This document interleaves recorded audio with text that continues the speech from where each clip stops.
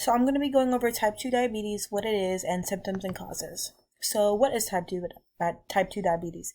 Type 2 diabetes is an impairment in the way the body regulates and uses sugar as fuel.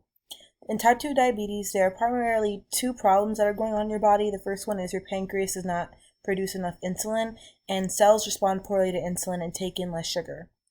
Some symptoms that go on when you have type 2 diabetes is increased thirst, frequent urination, hunger, fatigue, and blurred vision.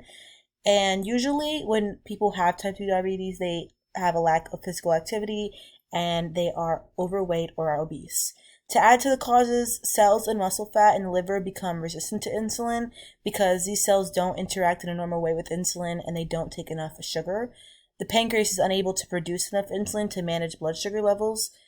And to go into insulin, insulin is a hormone from the gland situated behind and below the stomach pancreas. Insulin regulates how the body uses sugar in the following ways, and you can see by this picture that the pancreas fails to produce enough insulin, and this is what happens when you have type 2 diabetes.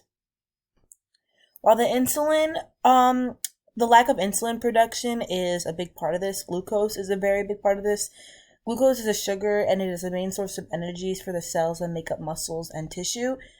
And when your glucose levels are low, such as when you haven't eaten in a while, the liver breaks down stored glycogen into glucose to keep your glucose level within a normal range.